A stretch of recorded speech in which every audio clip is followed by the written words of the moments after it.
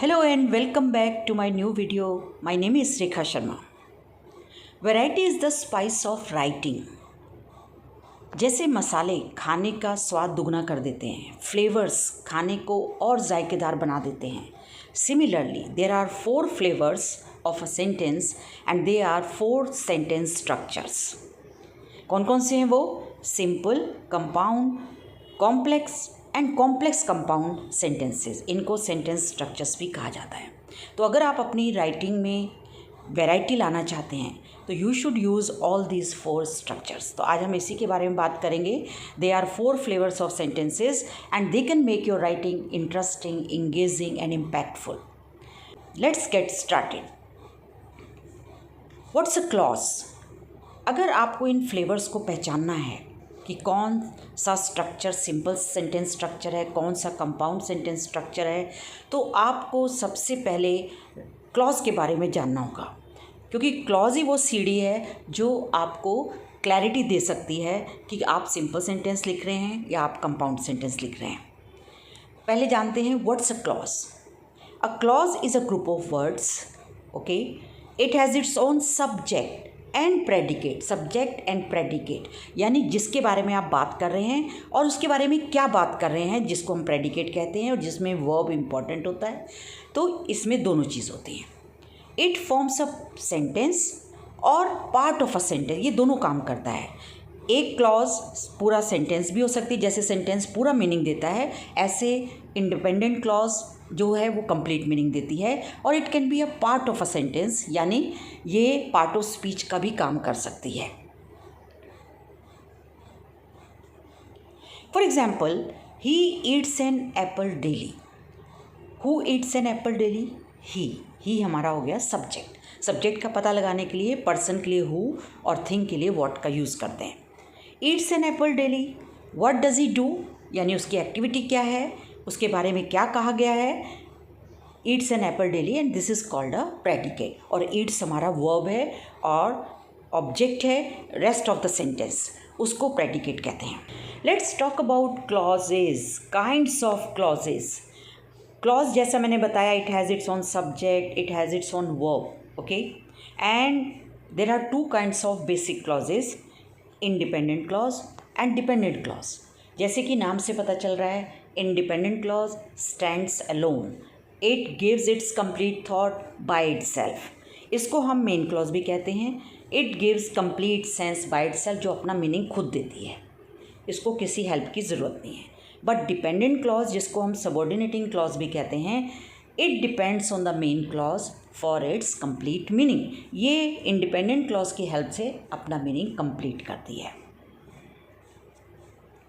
For example, she put on weight when she stopped working out. There are 2 clauses. She put on weight ये हमारी main clause है. When she stopped working out this is our subordinating clause या subordinate clause या dependent clause. इसको हम dependent clause भी कहते हैं. अगर आप डिपेंडेंट क्लॉज अकेले बोलें, when she stopped working out, तो क्या हुआ, what was the result, what happen, ये क्लियर नहीं है. इसलिए मेन क्लॉज की हेल्प लेनी पड़ी. She put on weight when she stopped working out. Different kinds of sentence structures. अब बात करते हैं वो फ्लेवर्स कौन कौन से हैं, वो डिफरेंट सेंटेंस स्ट्रक्चर्स कौन कौन से हैं. Simple sentences, compound sentences, complex sentences and compound complex sentences. सबसे पहले बात करेंगे simple sentence. What is a simple sentence, what are its characteristics. It is an independent clause. सबसे important, it has one subject and one predicate. It gives one complete thought. It has no dependent clause. ये ध्यान रखिए, ये एक independent clause है, इसके साथ कोई डिपेंडेंट क्लॉज नहीं है. ये अपना मीनिंग खुद देती है. इसमें अपना वर्ब है, अपना सब्जेक्ट है, finite verb we can say, और it gives one complete thought. For example, dogs bark. Dogs bark यानी डॉग्स हमारा सब्जेक्ट हो गया और बार्क हमारा वर्ब हो गया यानी प्रेडिकेट हो गया. And it is giving it's complete meaning by itself. ये एक इंडिपेंडेंट क्लॉज है जिसको हम सिंपल सेंटेंस कहते हैं. She respects her elders, again we have subject she और रिस्पेक्ट्स हर एल्डर्स प्रेडिकेट, यानी ये भी एक इंडिपेंडेंट क्लॉज है। ये बात ध्यान रखिए, क्लॉज में सब्जेक्ट और प्रेडिकेट का होना बहुत ज़रूरी है, इसके बिना क्लॉज नहीं बनती है। The child is hungry, again it's a simple sentence, the child subject है और इज़ हंग्री हमारा प्रेडिकेट है। तो ये तीनों सेंटेंसेस जो हैं इंडिपेंडेंट क्लॉजेज हैं, यानी सिंपल सेंटेंस है। तो सिंपल सेंटेंस में वन इंडिपेंडेंट क्लॉज होती है, ये सबसे इम्पॉर्टेंट है।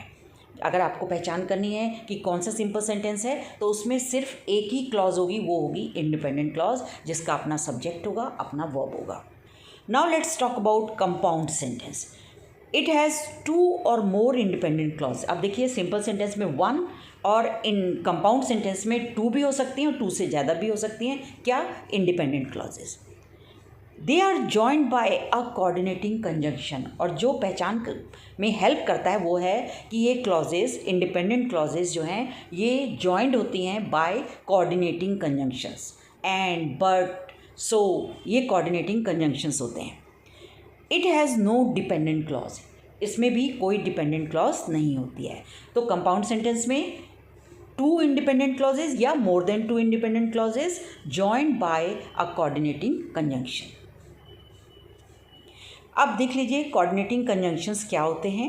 ये बहुत common, the most common coordinating conjunctions हैं, जिनको आप एक टर्म यूज़ कर सकते हैं, एक एक्रोनिम यूज़ कर सकते हैं, फैन बॉयज़। जैसे F for, A for and, N for nor, B for but, O for और, Y for yet, S for so. तो ये जो है ये बहुत कॉमन वाले कोऑर्डिनेटिंग कंजंक्शंस हैं जो हम कंपाउंड सेंटेंसेस में यूज़ करते हैं। Examples, she was upset and she shouted at me. तो एंड हमारा कोऑर्डिनेटिंग कंजंक्शन हो गया। आप ये ध्यान रखिए, जब भी हम कोऑर्डिनेटिंग कंजंक्शन यूज़ करेंगे और उसके साथ हम इंडिपेंडेंट क्लॉज यूज़ करेंगे तो हम उससे पहले, एंड से पहले कॉमा ज़रूर लगाएंगे, ठीक है। तो शी वॉज अपसेट, ये भी हमारी इंडिपेंडेंट क्लॉज है, clause number 1। And she shouted at me, ये भी हमारी क्लॉज है, ये है इंडिपेंडेंट क्लॉज नंबर 2। यानी यहाँ पर हमने यूज़ की हैं two independent clauses joined by a coordinating conjunction and. He asked for a glass of water for he was thirsty. यहाँ भी दो इंडिपेंडेंट क्लॉजेज हैं जो अपना मीनिंग खुद दे रही हैं और दोनों को ज्वाइन किया है फॉर। फॉर आपका कोऑर्डिनेटिंग कंजंक्शन है। जब ये as a coordinating conjunction use होता है तो इसका मीनिंग होता है बिकॉज, यानी क्योंकि, रीज़न देता है ये, और इससे पहले भी हमने कॉमा लगाया है। अब आता है next flavour, complex sentence. Complex sentence क्या होता है? इसमें अब कितनी क्लॉजेज होती हैं? वन इंडिपेंडेंट क्लॉज, वन और मोर डिपेंडेंट क्लॉजेज। इसमें डिपेंडेंट क्लॉजेज ज़्यादा हो सकती हैं और इंडिपेंडेंट क्लॉज मिनिमम एक तो होती है, ओके, एक होना ज़रूरी है और एक ही होती है, और डिपेंडेंट क्लॉजेज एक से ज़्यादा हो सकती हैं, एक भी हो सकती है और एक से ज़्यादा भी हो सकती है। और ये कैसे ज्वाइन होते हैं? Subordinating conjunctions, they connect an independent clause with a dependent clause. What are subordinating conjunctions? After, although, as, because, before, for, if, once, since, than, that, though, unless, until, when, whenever, where, wherever, whether, while। तो ये हमारे subordinating conjunctions हैं। Examples, although he was not well, he attended the meeting। Two contradictory statements join हुई हैं। although से हमने शुरू किया, ये हमारा सबऑर्डिनेटिंग कंजंक्शन है।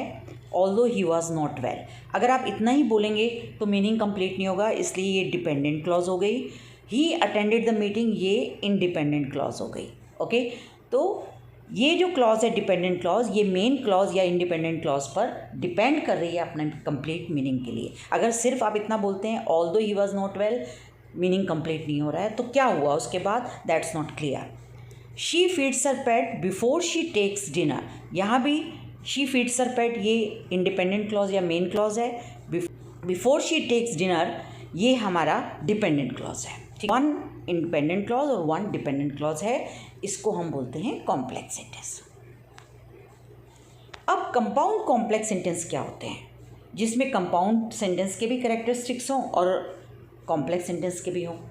कंपाउंड सेंटेंस जैसे इसमें दो इंडिपेंडेंट क्लॉजेज होती हैं. कंपाउंड कॉम्प्लेक्स सेंटेंस में there are two independent clauses और कॉम्प्लेक्स पार्ट क्या है, एक डिपेंडेंट क्लॉज होती है. ठीक है, तो two independent clauses and one dependent clause, ये कौन से सेंटेंस स्ट्रक्चर में है, कंपाउंड कॉम्प्लेक्स सेंटेंस में. For example, I wanted to buy a new book, ये वन क्लॉज हो गई, ये हमारी इंडिपेंडेंट क्लॉज है. Because I finish the last one, because से शुरू हो रही है तो ये हमारी डिपेंडेंट हो गई. But the shop was closed, ये भी हमारी इंडिपेंडेंट है क्योंकि कोऑर्डिनेटिंग कंजंक्शन यूज़ हुआ है. तो I wanted to buy a new book and but the shop was close, ये दोनों क्लॉजेज हमारी टू इंडिपेंडेंट क्लॉजेज हैं. Because I finish the last one, ये हमारी डिपेंडेंट क्लॉज है. तो कैसा लगा video? I hope you like the flavours. If you want to make your writing engaging, interesting and impactful, please use these 4 structures. They are called the flavors of a sentence. Okay? So keep learning, keep watching.